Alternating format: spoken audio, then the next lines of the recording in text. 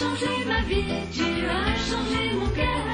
Jésus, Jésus, tu es l'objet de mon bonheur. Tout pourrait changer, Oh oui, tout pourrait changer. si tu l'acceptais. Oh oui, si tu l'acceptais.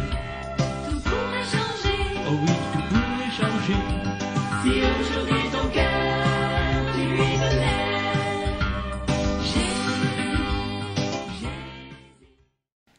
Alléluia.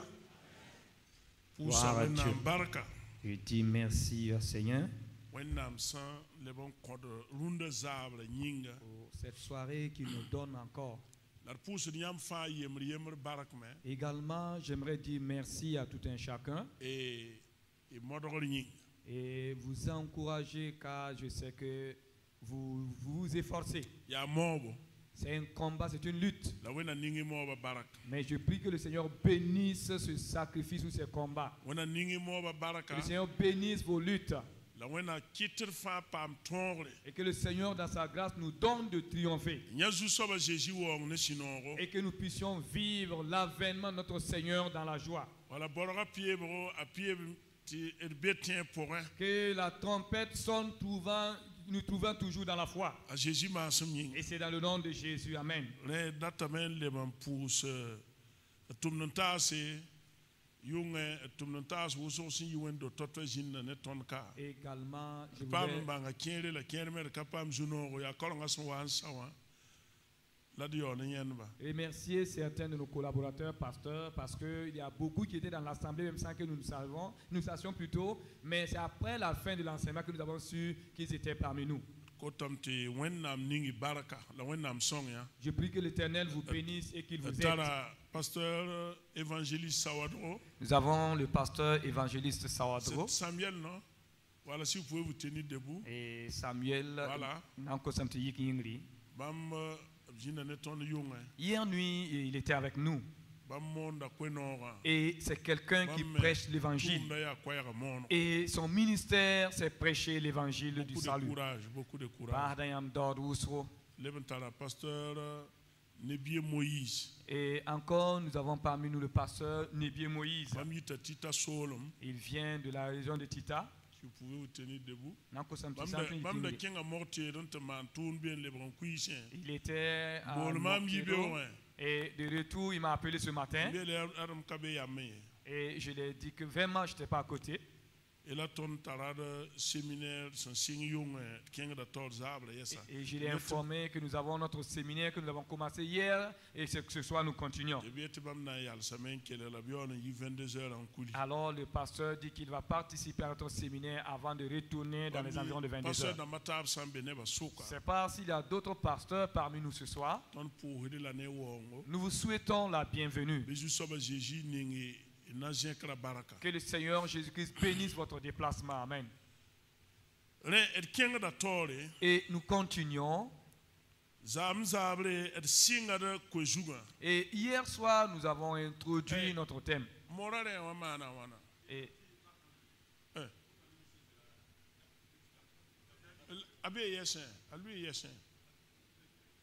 Et nous avons Pas la yingre banderole qui bi était affichée ici, quand même pendant dire le. mais on nous a dit que la banderole s'était décrochée. Ningia bibliothèque bo modon ninga. Le pasteur dit de tout faire pour que demain nous puissions retrouver la banderole à sa place.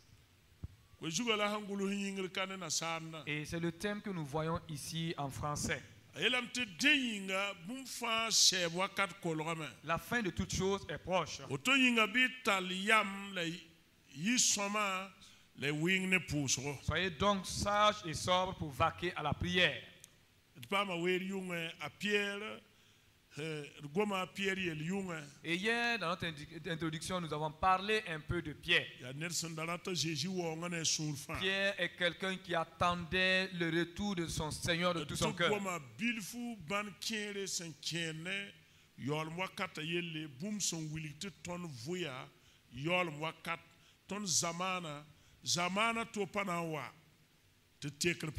Et nous avons parlé également de ces derniers temps. Nous avons dit que nous vivons ces derniers temps. La fin de toutes choses est proche. Et aucune autre génération ne viendra sans vivre la fin de ces choses-là. la yol wakata me asinga ni zuso ba Christ pipi wonga absonwa nki kumda pikazu manar yel wena yel. Et ces derniers temps, nous avons dit que c'est depuis la venue, la venue du Seigneur Jésus-Christ dans ce monde et depuis sa naissance jusqu'à sa mort sur la croix pour notre péché. Après sa résurrection d'entre les morts, il a été avec les disciples et il les a confié une mission. Il a dit que j'irai mais je reviendrai. Le Seigneur Jésus reviendra. Et sa venue est claire et certaine.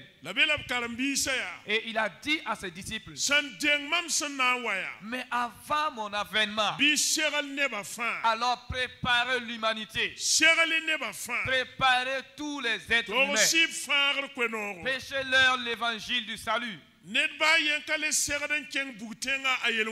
Personne ne doit aller en enfer à cause de ses péchés encore. Car moi je suis mort pour le péché.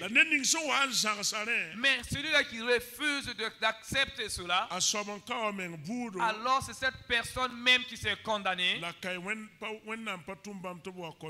Sinon le Père ne l'a pas envoyé pour venir juger ce monde, mais pour venir sauver l'humanité. Et les apôtres ont prêché l'évangile sur la venue de notre Seigneur. Et les pierres même pensaient que de leur vivant, ils allaient voir la chose. Et quand Paul même prêchait, il dit que quand la trompette du Seigneur Jésus-Christ sonnera, nous qui sommes vivants, nous ne dévancerons pas ceux qui sont morts. Et nos frères et sœurs qui sont morts dans la foi ressusciteront premièrement. Et nous qui sommes toujours vivants, alors nous serons transformés. Paul aussi pensait que de son vivant, il allait voir l'avènement du Seigneur. Mais Dieu a révélé à Pierre, et Pierre a dit,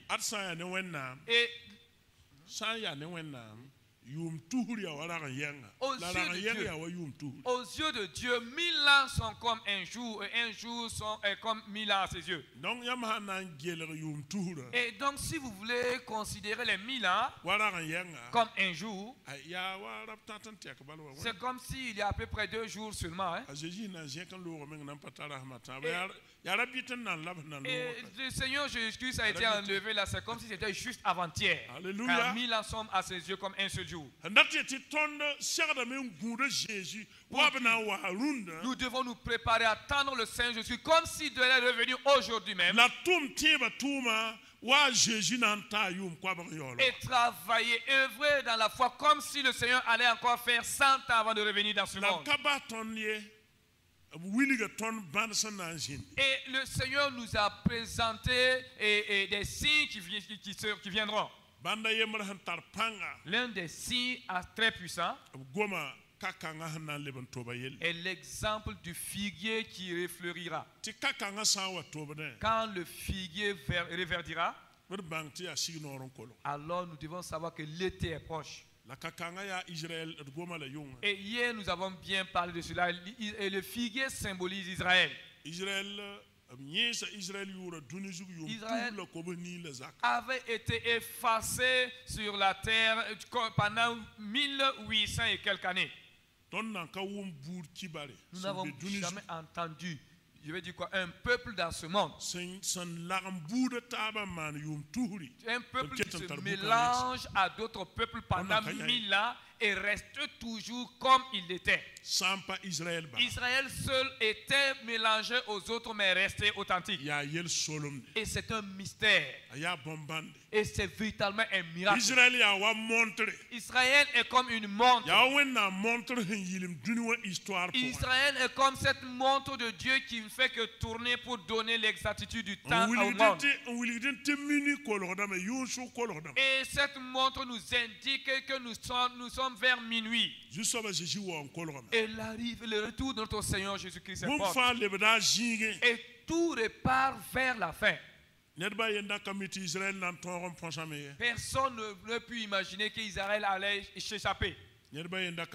Personne n'aurait pu penser à cela. Il y a des gens qui étaient forts en armement. Ils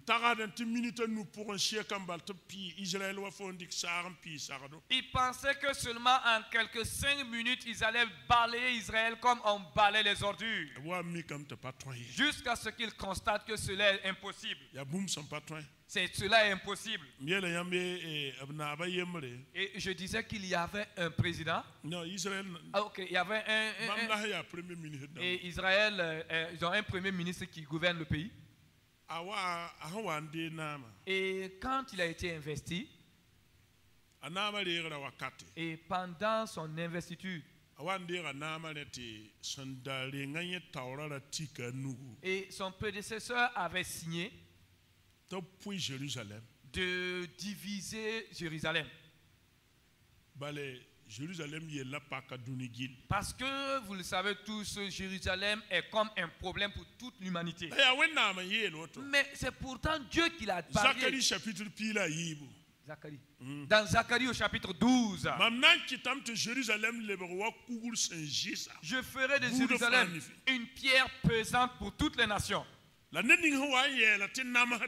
Mais quiconque pensera que cette pierre est trop pesante pour elle, pensant pouvoir déplacer cette pierre pour alléger tout le monde, alors cette pierre l'écrasera. Et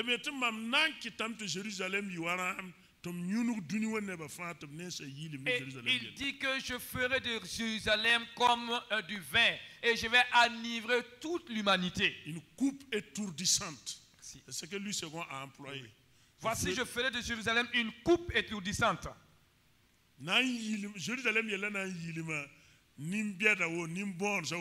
Pour tous les peuples d'alentour. Jusqu'à ce qu'ils disent, trouvons une solution. Mais savez, ce n'est pas facile de solutionner cela. Si vous n'êtes pas sage, vous périrez. Et si vous n'êtes pas sage, vous allez tout gâter. Mais quand vous êtes sage, vous voyez la main de Dieu dans l'affaire. Et les hommes de ce monde se sont convenus.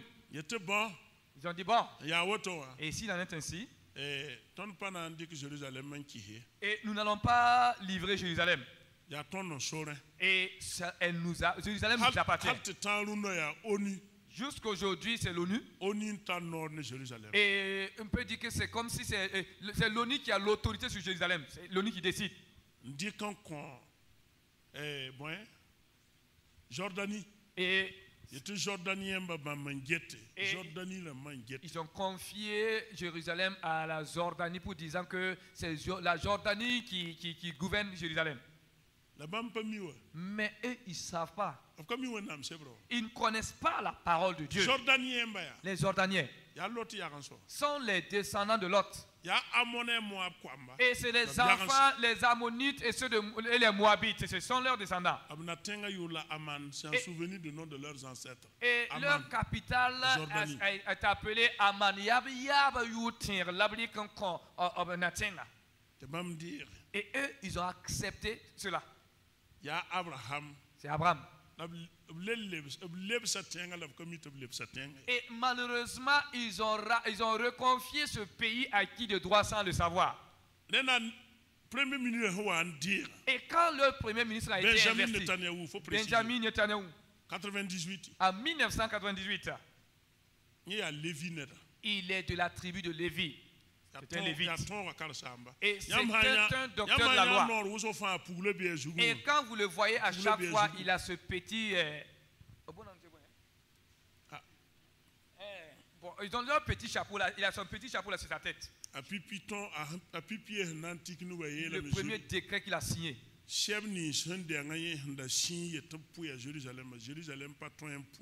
a décrété tout ce qui avait été prié comme décret disant que Jérusalem allait être divisé là, je les annule parce que Jérusalem appartient à l'Éternel Dieu et personne ne pourrait venir arracher Jérusalem. C'est de l'actualité que nous entendons dans les médias, mais nous ignorons même que c'est un plan de Dieu. C'est les derniers temps. Et les gens ont sonné. Il a dit, Jérusalem ne serait jamais divisée. Et les États-Unis ont dit, dans ce cas, nous allons retirer notre main et nous allons t'abandonner. Et tes voisins te détruiront. Car tu es faible, tes voisins sont plus puissants que toi. Il est allé aux États-Unis en 1998. Et le président Clinton a refusé de le recevoir. Il est retourné. Il est arrivé à Israël. Il a dit à Clinton, si tu veux, rallie-toi à nos ennemis. Si tu veux aussi, rallie-toi derrière Israël. Israël n'a pas besoin du soutien des États-Unis pour réussir. L'Éternel Dieu défendra Israël. Amen. Et il lui a dit, c'est les États-Unis qui viendront nous demander au contraire de l'aide pour se défendre. Et ça s'est terminé comment? Qu'est-ce que écoute les actualités là? Est-ce que ça fait une année même? Et ça n'a même pas fait une année. Clinton a eu un problème là. Est-ce que ça fait une année? Même pas une année après. Si tu n'es pas sage là. Le livre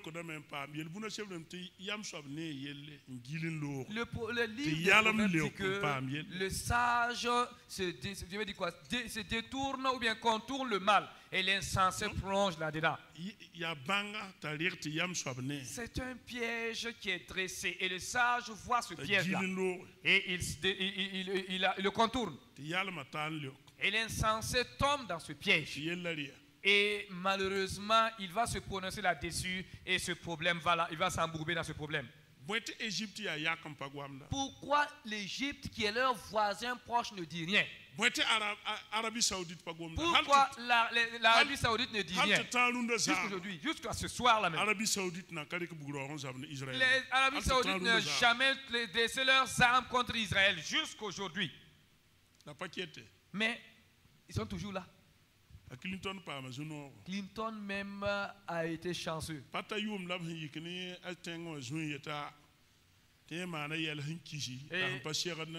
Même pas une année. Alors il a été accusé de choses qui ne sont pas bonnes pour un chef d'État et on a voulu le destituer. Il était obligé de se repentir. Il a demandé pardon. On dit ok, comme il a reconnu ses torts, laissons-le. Il a cherché un bon tiroir et il a glissé l'affaire de Jérusalem, l'a refermé. Jusqu'à ce qu'il quitte son pouvoir, il n'a plus jamais parlé. Jusqu'à ce qu'il ne soit plus président, il n'est plus jamais revenu sur ce dossier. Et dans l'histoire, on nous dit que dans l'histoire de la naissance d'Israël, il est le premier ministre qui a le plus longtemps dirigé le pays.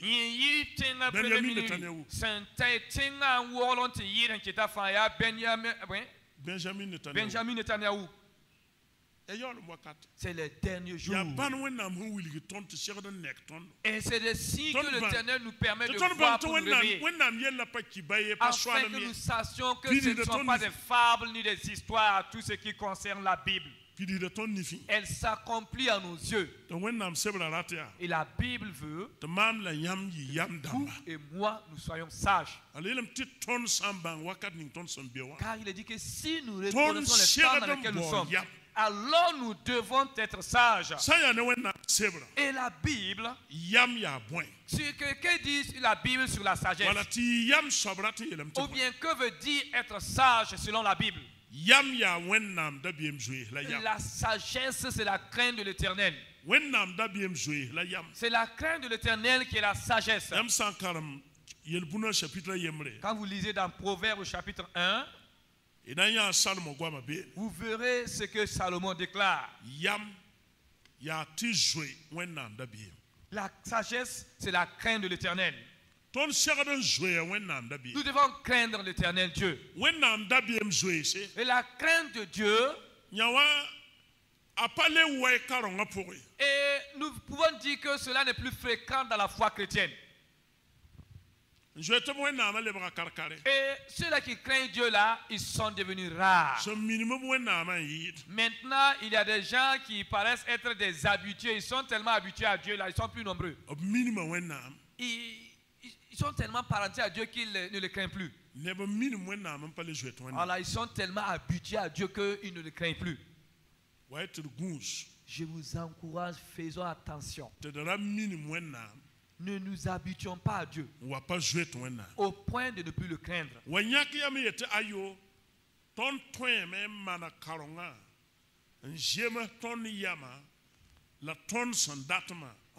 Jusqu'à ce que nous pensons que nous pouvons redresser, nous pouvons simplifier la foi chrétienne là selon ce que nous voulons pour pouvoir la vivre ou bien la pratiquer.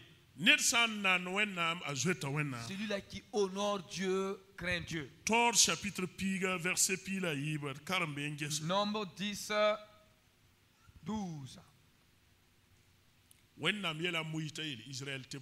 Qu'est-ce que Dieu a dit à Moïse de dire à son peuple Israël?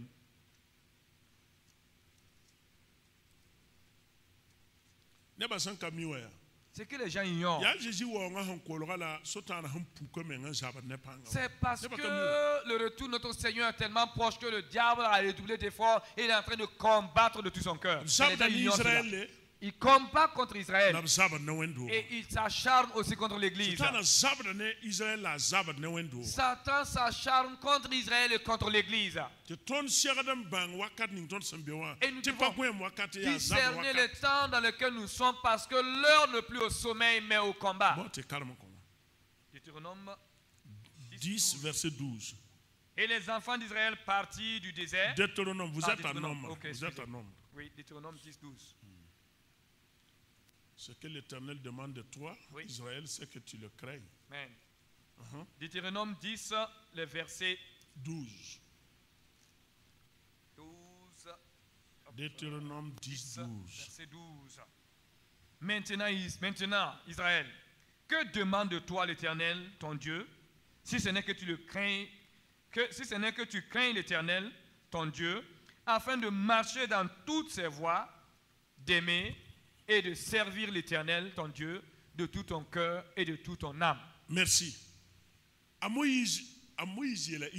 Moïse a dit à Israël, qu'est-ce que l'Éternel attend de toi? Si ce n'est que tu le craignes et que tu marches selon ses voies.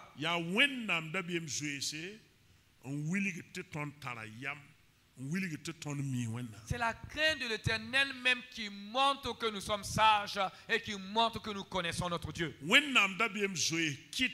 La crainte de l'Éternel même fait que l'homme se détourne du mal. La crainte de l'Éternel fait que l'homme même, et je vais dire quoi, se détourne de la mort et s'en va vivant. La sagesse est une très bonne chose. La sagesse est bonne. La sagesse selon Dieu est une très bonne chose. La sagesse de Dieu même nous donne à estimer ou à nous honorer Dieu. Nous ne prenons pas Dieu comme notre camarade. Et quand Dieu parle, nous devons trembler. Quand nous lisons la Bible et que la Bible nous raconte comment est notre vie, si nous craignons Dieu, alors nous allons nous humilier devant lui. Mais si nous ne craignons pas Dieu, alors nous allons au contraire désobéir à Dieu et pensant même être son égal. Mais le jour que nous saurons que nous ne sommes rien, ce sera trop tard. Voilà pourquoi Jacques dit, la sagesse qui vient d'en haut. Chapitre 30. Jacques pose la question. Qui est sage parmi nous? Jacques au chapitre 3. Verset 13 jusqu'au verset 17. Ok.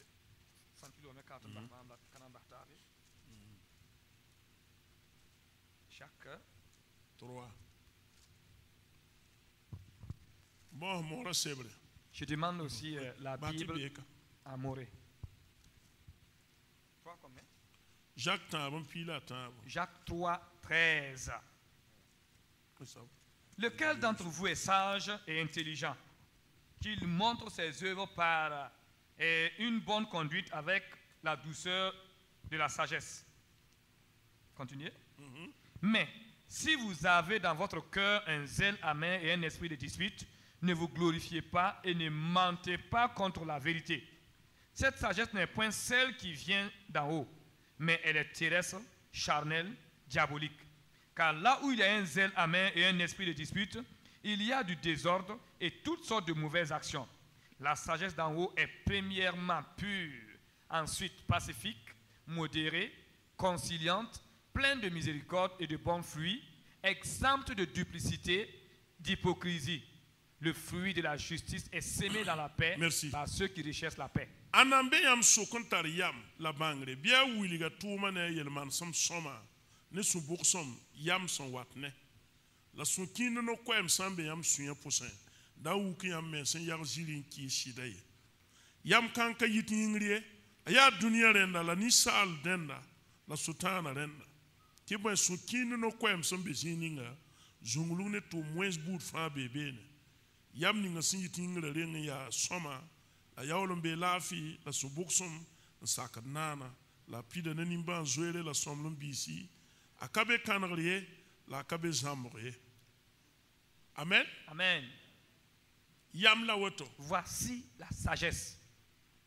Elle est décrite dans ce passage. Jacques dit, quiconque se dit sage, qu'il montre par ses œuvres, par sa conduite que la sagesse procure. Mais s'il y a des disputes dans votre cœur, non. Et cela n'est pas la sagesse. Les jalousies et les disputes ne sont pas des fruits de la sagesse. C'est la sagesse selon ce monde. C'est la sagesse selon l'être humain. Et elle est une sagesse qui vient de l'ennemi. Peuple de Dieu, voyons de nos jours. Supposons vous voyez quelqu'un que vous qualifiez d'insensé. Je crois que si on ne vous sépare pas, ça risque de devenir très compliqué entre vous deux. Mais pourtant la Bible n'a pas froid aux yeux. Le sage me révèle, la sagesse est révélée à travers ses actes. Mais l'insensé,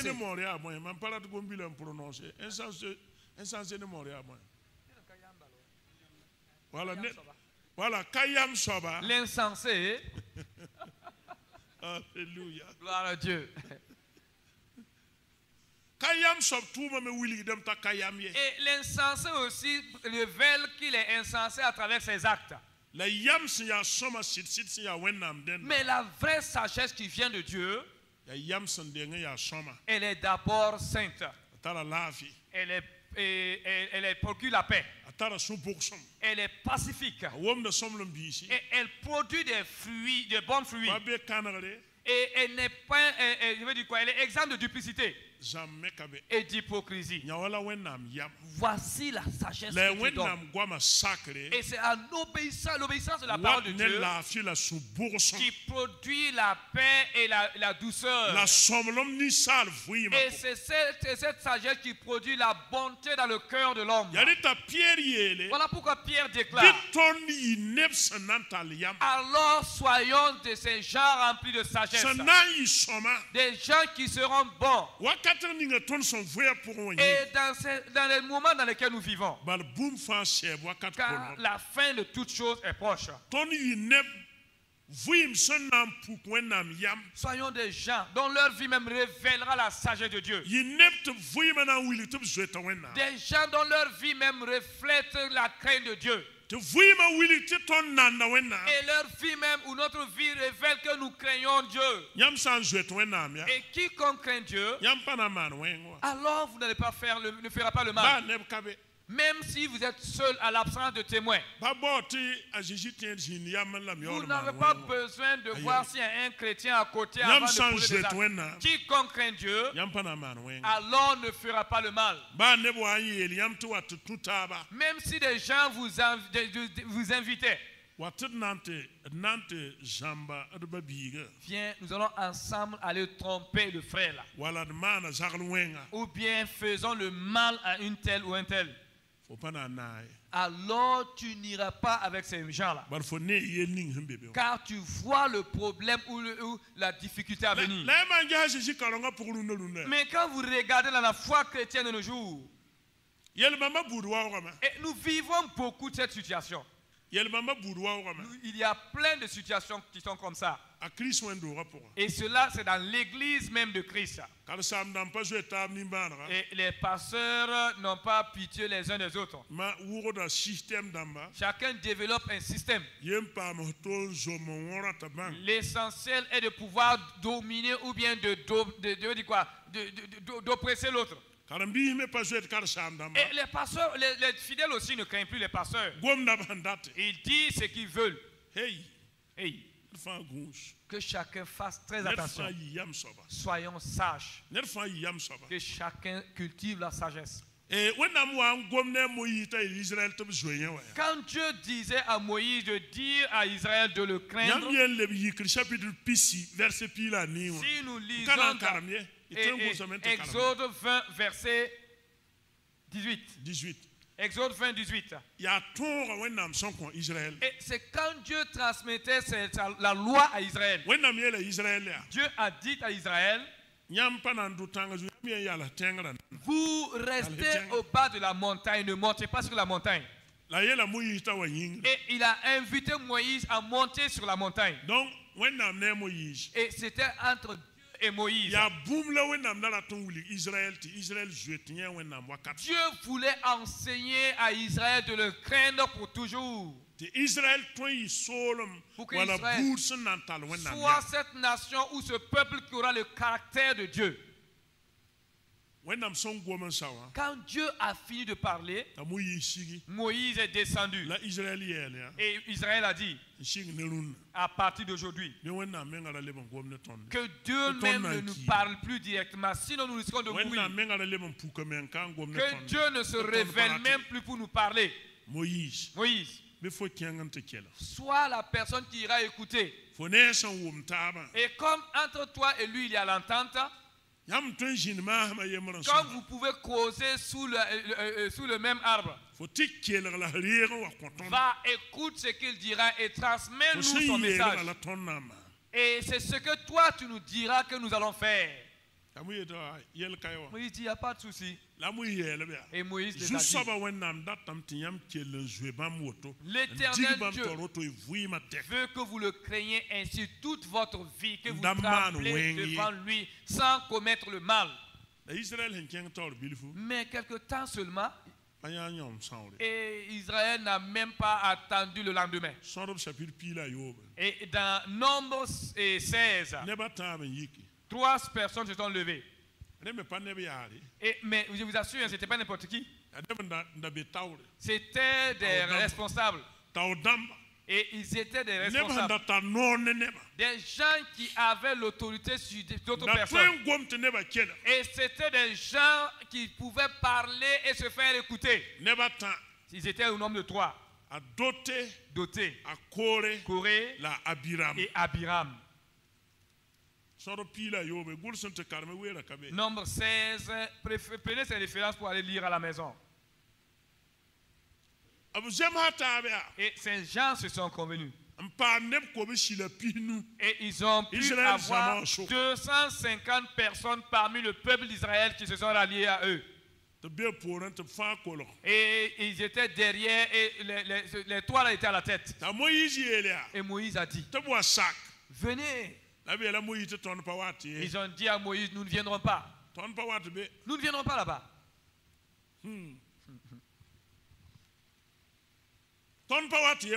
Moïse, nous ne viendrons pas. Moïse dit, mais qu'est-ce qui se passe? Et ils ont répondu à Moïse, nous refusons de nous soumettre au d'obéir. Moïse, ça en est assez. Est-ce à toi seul que Dieu parle? Moïse, nous sommes tous saints. Nous aussi, nous faisons partie du peuple de Dieu. Moïse était là. Et ils ont dit à Moïse, nous n'allons pas permettre. Moi, Corée et Abiram, nous n'allons pas permettre que toi et Aaron vous soyez là en train même de perturber le peuple. Nous refusons cela. Moïse, nous sommes tous saints là. Nous tous, nous sommes saints, Moïse. Nous sommes, toi et nous sommes pareils. À partir de la manière dont toi tu peux te rendre devant l'Éternel, nous aussi nous pouvons y aller. Moïse s'est retourné face contre terre. Il a commencé à pleurer. Parce que Moïse savait le problème dont ces gens-là sont en train d'attirer sur eux. Moïse voyait le malheur qui attendait ces gens-là. Moïse a commencé à pleurer.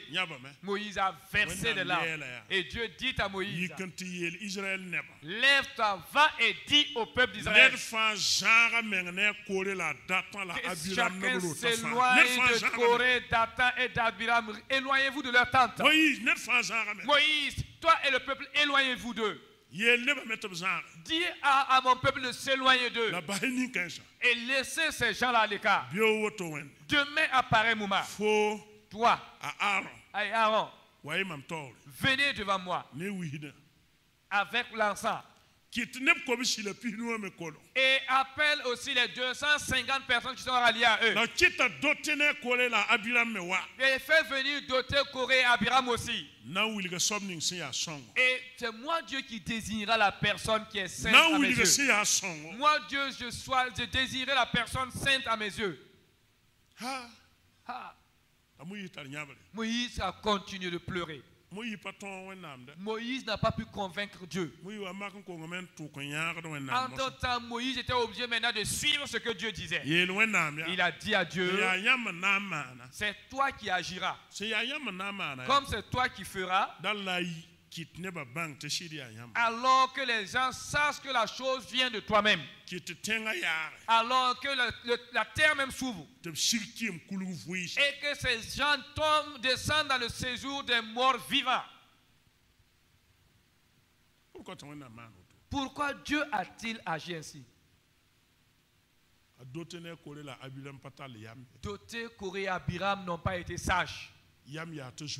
La sagesse, c'est la crainte de l'Éternel. Nous sommes dans une génération ou dans un temps. Les pasteurs même se parlent, se disent de mal. Et ainsi aussi les fidèles parlent mal de leurs pasteurs. Mais je vous dis, faites très attention. Ne parlez pas de ceux qui ne vous regardent pas. L'enfant du pasteur est pervers, que cela ne sort pas de votre bouche. Ne dites jamais ça.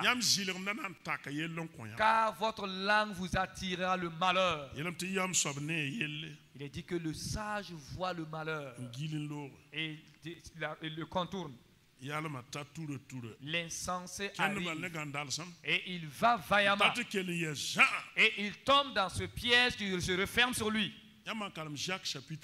Quand vous lisez dans Jacques au chapitre 3, il est dit que la langue de l'homme, le monde de l'iniquité. C'est le monde de l'iniquité. Alors faisons très attention à notre langue.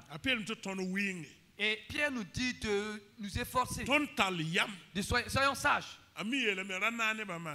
Et j'aime dire, ne vous joignez pas à la multitude ou aux gens pour faire le péché. Et je le répète. Et j'ai dit, depuis que j'étais un simple fidèle, et jusqu'à présent, je suis un disciple de Christ. Je ne peux pas empêcher le trouble de venir dans une église. Mais je ne serai pas la personne par laquelle le trouble viendra. Je ne vais jamais me livrer à la mort. Je ne cherche pas à écouter ma vie. Il a déclaré que même le séjour des morts ne prévaudra pas contre ton église. Et moi, je ne suis même pas fort comme le séjour des morts. Et c'est moi qui vais bomber ma poitrine pour aller combattre contre cette église. Je ne dis pas que le trouble ne va pas venir parmi les pasteurs. Mais que personne ne vienne dire que le trouble est venu à cause du pasteur Badiel. Jamais. Mais pour la vérité là, à moins que tu vas couper ma tête, même si tu venais à me tuer, je meurs dans mon intégrité. Et je vous assure, il n'y a pas de débrouillé quant à la vérité dans la foi chrétienne. Tout est possible et nous réussirons. Si tu veux réellement le ciel, tu réussiras. Ne nous attirons pas le malheur.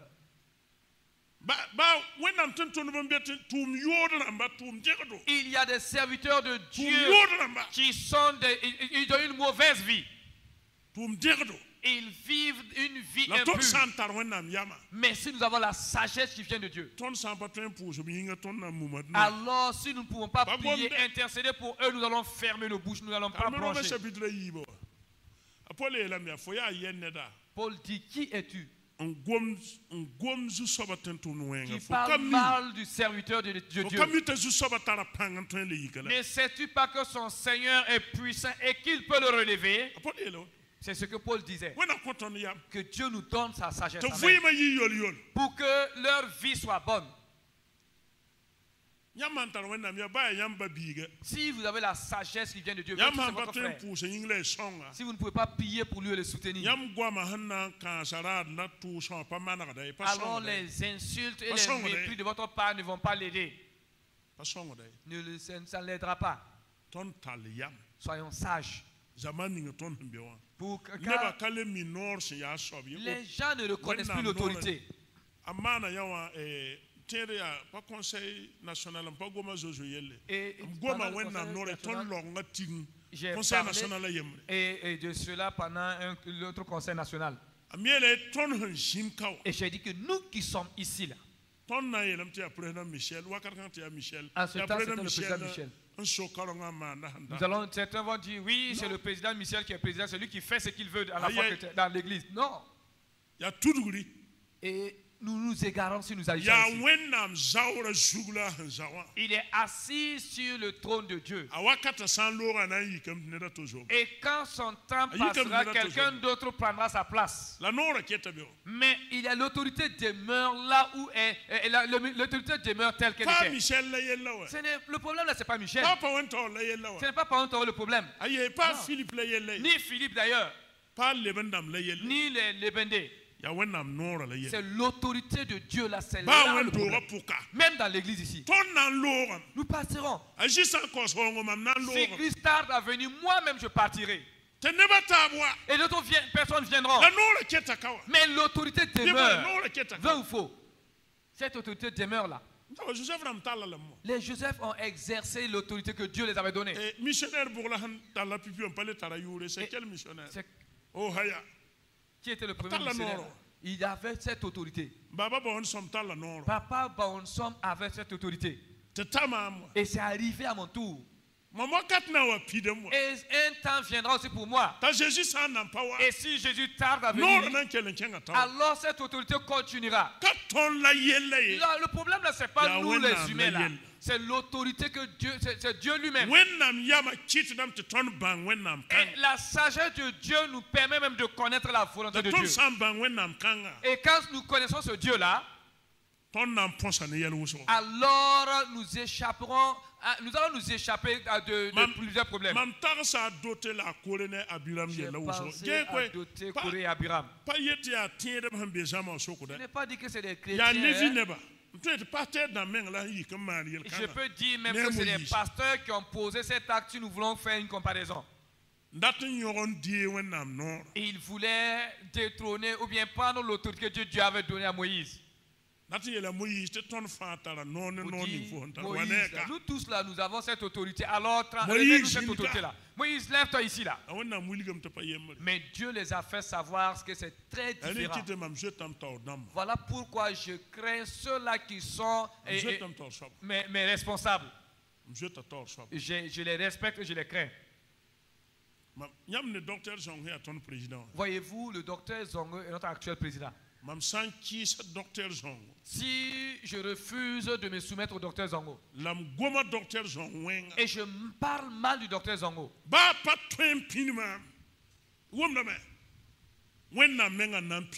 même s'il ne peut pas me punir, c'est Dieu lui-même qui me punira. C'est interdit. Qui se met? On ne parle pas de l'autorité comme ça. Lisez bien la Bible. Un auteur biblique, Watchman, qui a déjà lu son livre L'autorité spirituelle. L'autorité spirituelle.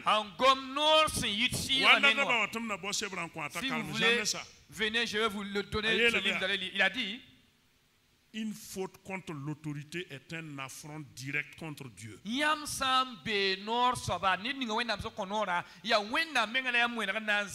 affront direct contre Dieu.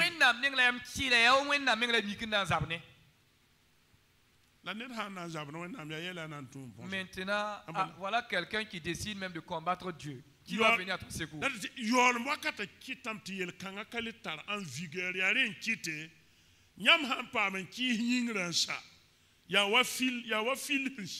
Et les derniers temps font que apparemment cela ne plaît. Nous ne considérons plus cette vigueur. À la maison là, c'est vous qui êtes les dépositaires de l'autorité de Dieu dans la famille. C'est vous. Parce que ce sont les trois domaines. Dans le foyer, dans l'église et dans l'administration. Vous êtes le dépositaire de l'autorité. Mais sachez qu'il y a autorité dans autorité. C'est vrai que Corée, Dathan, Abiram avaient l'autorité. Ils avaient autorité sur le peuple de Dieu, mais ils devaient être soumis à l'autorité que Moïse avait. Mais malheureusement, par manque de sagesse, ils sont morts. Voilà pourquoi, même chez nous, dans nos foyers, quand vous désobéissez au ciel, alors ceux-là aussi, dont nous sommes leur autorité là, nos femmes et nos enfants aussi vont nous défier. Et aussi diront, c'est pas ici. Toi, tu refuses de te soumettre à l'autorité. Nous aussi, nous n'allons pas nous soumettre à toi, autorité. Mais ils ne vous le diront pas ouvertement, ouvrir la bouche, vous dire que nous ne sommes pas nous soumettre. Mais toi, si tu ne fais pas attention, tu ne le sauras pas tôt, mais eux aussi vont te désobéir. Voilà pourquoi l'obéissance à l'autorité, c'est une sagesse. L'obéissance à la soumission à l'autorité est une sagesse. C'est une sagesse. À chaque fois que vous voyez, ça paraît compliqué là. C'est mélangé avec la sagesse de ce monde qui provoque les troubles. Sinon, la sagesse qui vient de Dieu là procure la paix. Et j'ai réfléchi longuement à ces trois personnes. À cause de leur désobéissance, alors les 250 personnes ont péri par les flammes. Moïse lui-même là. Lisez bien la Bible. Dieu a dit à Moïse, Moïse frappe le rocher. Moïse a frappé le rocher et l'eau a jailli. Et à la deuxième reprise, il a dit que Moïse était en colère. Dieu a dit à Moïse, parle au rocher. Moïse a-t-il parlé au rocher? Est-ce que Moïse a parlé au rocher? Qu'est-ce qu'il a fait? Moïse a frappé le rocher une fois de plus. Et quand il a frappé le rocher, qu'est-ce que Dieu a dit à Moïse? Et tu ne m'as pas sanctifié aux yeux d'Israël. Tu ne m'as pas honoré aux yeux de mon peuple. Et à cause de cela, tu ne rentreras pas à Canaan. Moïse, tu ne rentreras pas. Tu resteras ici. Et tu rejoindras tes pères. Et Moïse a dit, Seigneur, pardon. Seigneur, pardon, car j'étais poussé par la colère. Et Dieu a dit à Moïse, ça c'est déjà passé, j'ai tourné la page. Ne parle plus de cela devant moi, car c'est du passé à mes yeux. Et Moïse maintenant dit à Dieu, dans ce cas, choisis un homme que tu mettras devant le peuple d'Israël et de leur sortir jusqu'à leur retour. Mais regardez, la relation que Moïse avait avec Dieu. Regardez cette amitié que Moïse avait avec Dieu. Craignons Dieu. Ne nous habituons pas à Dieu jusqu'à ne plus le craindre. Ne nous habituons pas à Dieu jusqu'à ne plus le craindre. Quand vous regardez notre génération, c'est comme les trois ont dit à Moïse, nous sommes tous saints. Vous allez voir certains chrétiens, certains fidèles. Moi, j'ai le don du Saint-Esprit. Moi, quand je prie, des malades sont guéris. Les démons s'enfuient. Alors, il organise son église à la maison. Il dresse son hangar. Lui aussi, il a son église à la maison qu'il fait. Essayez de le ramener sur le droit chemin. Qu'est-ce qu'il vous dira? Moi, je reçois ce que je fais là directement de Dieu. Et moi, je reçois directement cela de Dieu. Entre-temps même, certains risquent de devenir fous. D'autres même deviennent fous. Et j'en connais certains qui sont devenus fous. L'affaire de Dieu, là, ce n'est pas de l'amusement.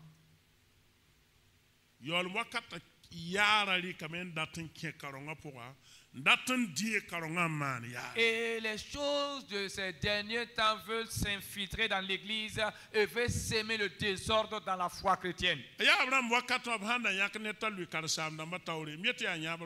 Et dans le temps passé, là, quand on voulait choisir quelqu'un pour le mettre à la tête de l'église ou bien devant les autres pasteurs, beaucoup pleuraient et refusaient même. Le papa Philippe le roi a versé les larmes quand on a voulu le désigner pour être président. Il a pleuré. Et entre-temps, les gens se sont levés contre lui. Il a dit non, venez prendre. Venez, prenez votre présidence là. Moi, c'est le ciel qui m'importe. Mais aujourd'hui, là, les gens luttent même pour la présidence. Et d'autres même disent, non, moi je vais être président de l'Assemblée de Dieu. Et l'œuvre de Dieu, quelqu'un qui brandit, qui porte la patrie, moi je veux. Est-ce que c'est quelqu'un qui dit qu'il veut? C'est Dieu qui te désigne et qui te place là où il veut. Ah oui. Ouais. Les derniers temps, alors je veux dire quoi, le désordre est venu. Et Pierre nous conseille d'être sages. Des gens qui craignent Dieu. Des gens qui vont honorer, respecter l'autorité de Dieu. Même c'est des gens qui décident de se lier pour tromper ou bien pour, pour tromper leur prochain. Ne te joins pas à ces gens-là. Ne te joins pas à ces gens-là. Car cela ne te servirait pas. Ne te joins pas à ces gens, car ça ne te servirait pas. Le roi Salomon a demandé à Dieu de lui donner la sagesse pour qu'il discerne le bien du mal. Qu'est-ce que Dieu a dit? Tu n'as pas demandé la destruction de tes ennemis. Tu n'as pas demandé l'affermissement de ton royaume. Tu as demandé la sagesse pour me connaître. Pour connaître ce qui me plaît, moi Dieu. Et faire ce qui me plaît. Salomon. Je te donne la sagesse. Je te donne la sagesse. Et même tout ce que tu ne m'as pas demandé, je te donnerai. Voilà pourquoi il dit Yam yawa Nelson Pam Yam Tia joie Atara Vuim, Atara Nyowok, Atara Algers. Celui-là qui a la sagesse comme ami héritera d'une longue vie, aura de la richesse et il aura la paix. Pour dire que la sagesse tient la vie de sa main droite. Et elle tient la richesse et la gloire. Et la gloire. Et elle ajoute cela. La sagesse de Dieu. Que Dieu nous aide à le craindre. Amen. Voilà pourquoi Pierre dit, puisque nous connaissons dans quel temps nous sommes, allons soyons sages. Ne posons pas des actes d'insensés et nous regretter après. Car surtout nous qui sommes parents. Et à chaque fois je parle et je rappelle cela à mes enfants. Que chacun s'efforce pour que tes enfants ne pleurent pas. Dis aujourd'hui je suis dans ces problèmes parce que papa ou maman a fait le péché. Créons Dieu. La crainte de l'Éternel est le commencement de la sagesse. C'est honorer Dieu qui est la véritable sagesse. Que les diacres craignent Dieu. Que les anciens craignent Dieu. Et qu'ils respectent, honorent Dieu. Que les pasteurs craignent Dieu. Et honorent Dieu. C'est là la sagesse de Dieu. Et que les fidèles voyant cela commencent à craindre Dieu et qu'ils honorent Dieu aussi pour que le retour du Seigneur ne nous surprenne pas.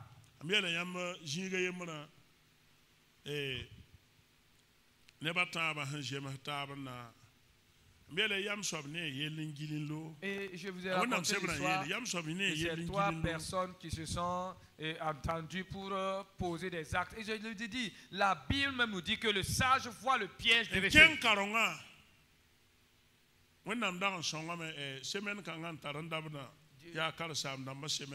Dieu dans sa grâce la semaine là, c'est le 3 là qui est la journée. J'aime mon pasteur là, non, c'est bon.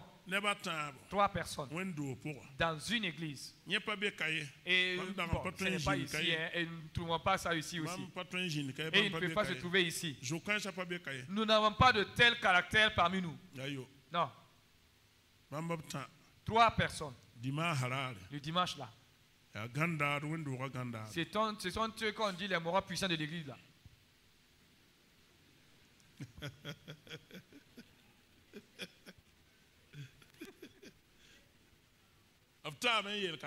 Sans arriver dire au pasteur, pasteur, aujourd'hui là tu ne monteras pas sur la chaise.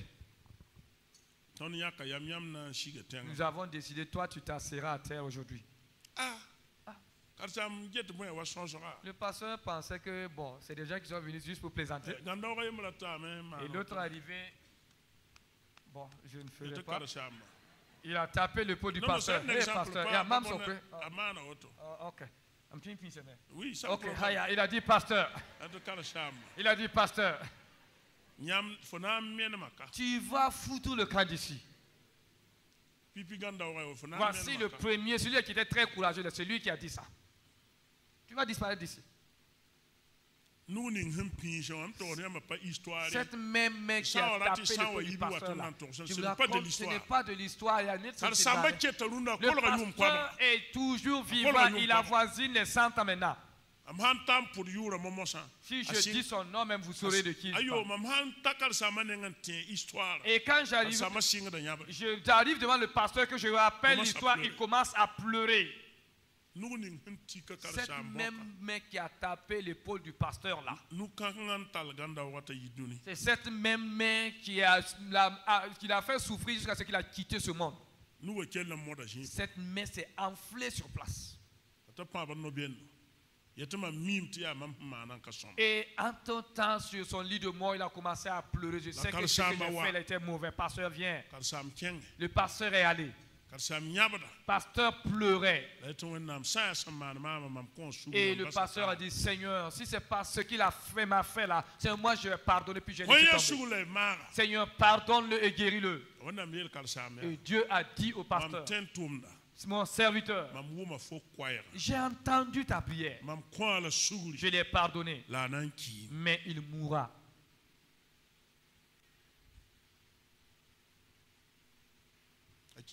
Il est mort.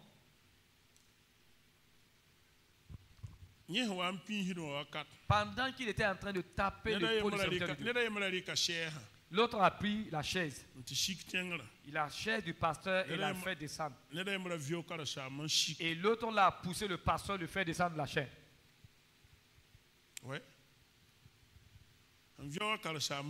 Celui-là qui a poussé le pasteur jusqu'à le faire descendre là.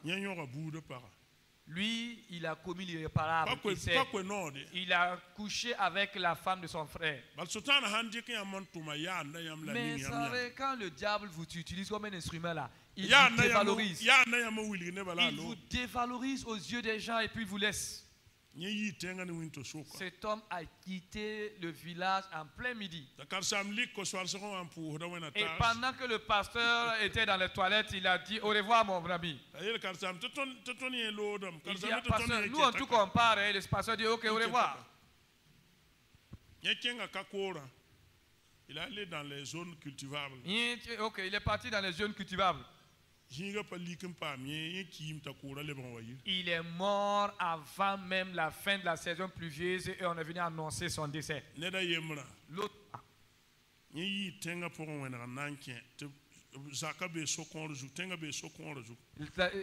Sa maison, il y avait une grande voie qui traversait leur village. Juste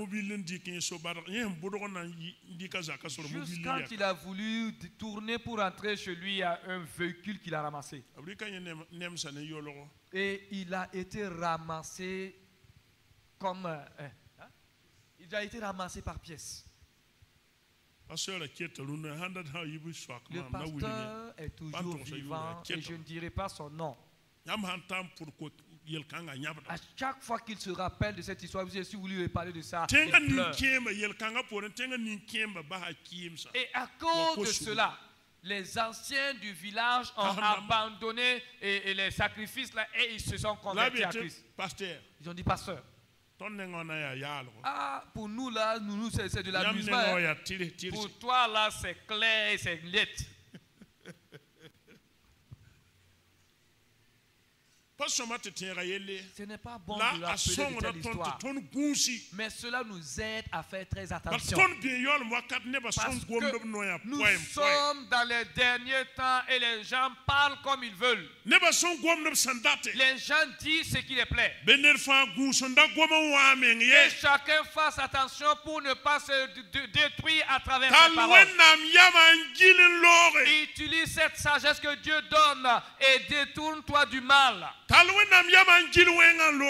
contourne le mal et passe. Ainsi, nous allons vivre. Et si ce n'est pas ainsi, alors nous tomberons certainement. Je vais m'arrêter. Mais je vais demander quelques 3 ou 5 minutes. Si vous lisez dans 2 Samuel, quelque chose s'est passé. Israël a été frappé par une famine. David a prié, demandé pourquoi cela est arrivé en vain. Jusqu'à ce qu'on lui dise. C'est à cause de Saül. C'est Saül qui a péché. Mais ce n'était plus du vivant de Saül. Saül ne craignait pas Dieu. Saül n'a pas vécu dans la sagesse. Dieu l'avait choisi. Et il avait été oint de l'huile d'onction. Mais Dieu n'avait jamais dit à Saül qu'il peut être sacrificateur là. Saül a dit non, laissez-la. Et Samuel et moi nous sommes pareils là. Samuel n'est pas plus grand que moi. Moi le bélier, je vais le sacrifier. Et il a égorgé l'animal. Après juste avoir sacrifié, et quand il se redressait avec toujours je veux dire quoi, le couteau à la main, voici Samuel qui vient. Et Samuel lui dit, Saül, mais pourquoi as-tu agi en insensé? Mais pourquoi as-tu fait cela? Il était là. Moi, j'ai constaté que tu étais en retard et puis nos ennemis étaient prêts à nous attaquer là. Alors, je me suis fait violence pour sacrifier. C'est là-bas que les problèmes de Saül ont commencé. C'est là-bas qu'il a commencé.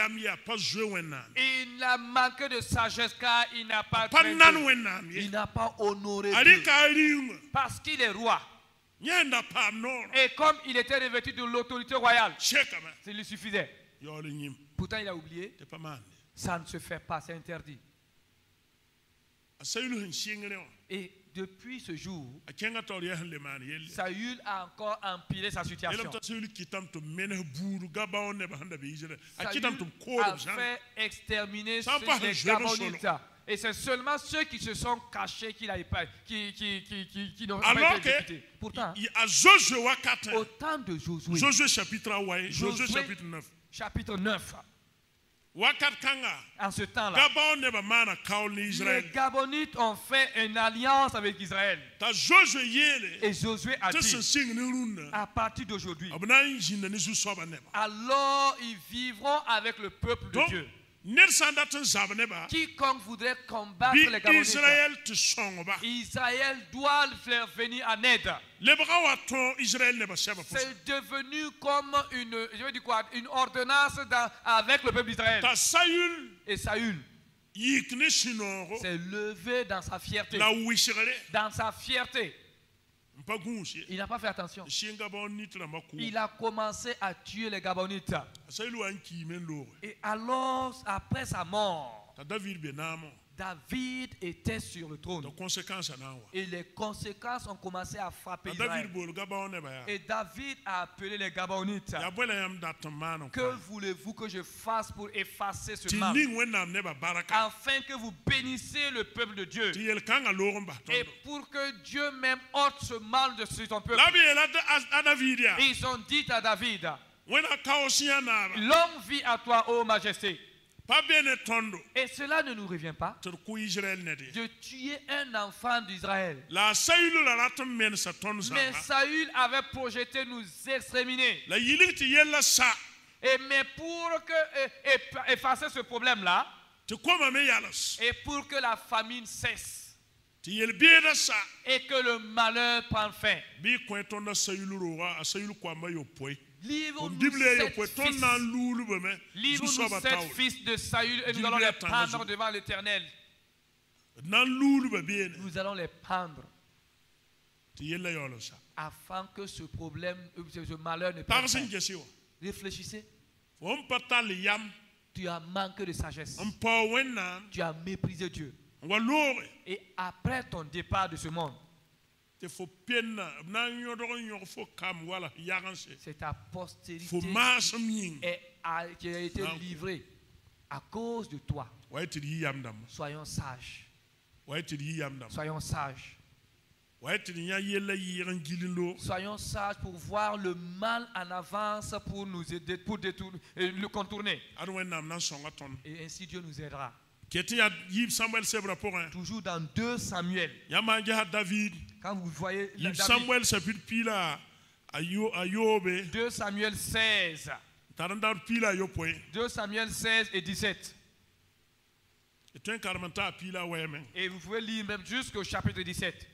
19. Jusqu'au chapitre 19. Pardon. En tout temps, David était dans des problèmes. Voici un roi qui fuit à pied. Un roi qui descend de son trône et qui fuit à pied. à pieds nus. Et quelqu'un s'est levé et a appelé Simei.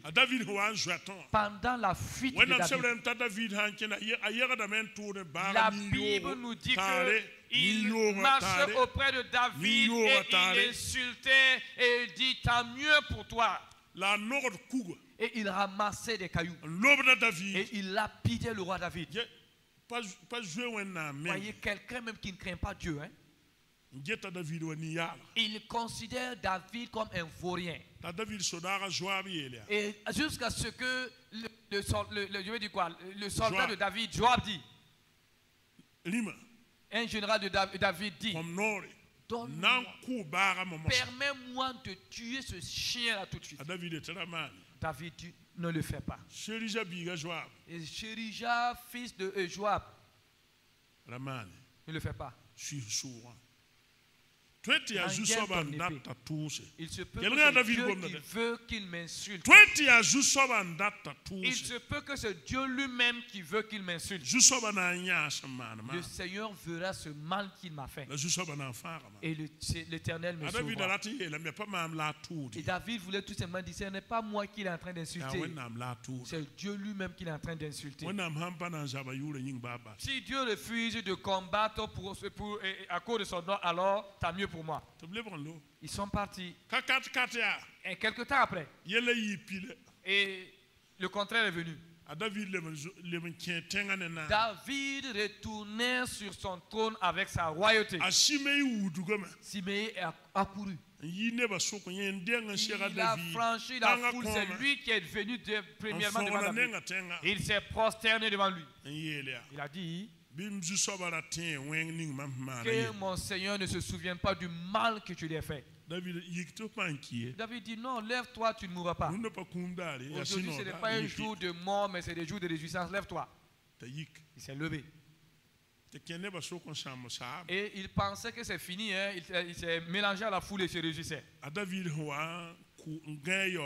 Quand David, au soir de sa vie, il était couché sur son lit de mort, David a dit à Salomon, le Seigneur, ton Dieu, t'a donné la sagesse. Et connais l'Éternel, ton Dieu. Mais souviens-toi de ce que ce Benjamite Siméon m'a fait. Tu es plein de sagesse. Ne le laisse pas avoir des cheveux blancs. Ne laisse pas sa tête blanchir. Pensez-vous que David n'avait pas pardonné? David n'avait-il pas pardonné cet homme? Il avait pardonné. David l'avait pardonné. Sinon, il allait le faire tuer. Il avait pardonné.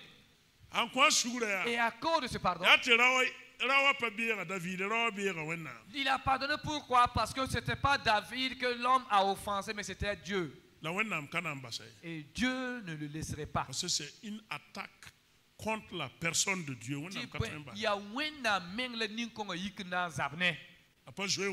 Il n'a pas craint Dieu.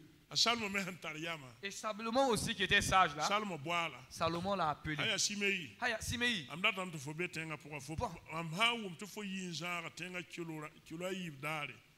Tu serais assigné à résidence. Tu ne dois jamais quitter la ville là. Si j'entends même que tu as franchi de 1 kilomètre même Jérusalem, c'est toi qui signe ton arrêt de mort. Et Simei s'est prosterné et il a dit au roi Salomon, je suis d'accord. Non, je suis d'accord de faire ce que tu dis. Et ça n'a même pas duré. Hein. Lui, il ne savait pas que depuis le jour que ce décret a été donné là, il y a des gens qui le contrôlaient, qui le surveillaient. Entre-temps, on a appris que Simei est parti dans son champ. Alors, on l'a fait appeler. Salomon a posé la question. Attends, ce n'est pas toi-même qui dis que tu ne vas plus, tu ne vas jamais t'éloigner là? Il dit oui, c'est moi-même. Mais pourquoi es-tu parti dans ton champ? Et Salomon lui dit, alors ton sang retombe sur toi. Maintenant, souviens-toi de ce que tu avais fait à mon père David. Salomon a ordonné à ce qu'on le tue. Que Dieu nous aide à craindre son nom. Que l'Éternel nous aide à l'honorer, à le respecter. Même si les gens méprisent Dieu, que nous le respectons et nous le craignons. Même si les gens s'habituent tellement à Dieu et qu'ils ne le craignent plus, là, nous faisons très attention. Et c'est au nom de Jésus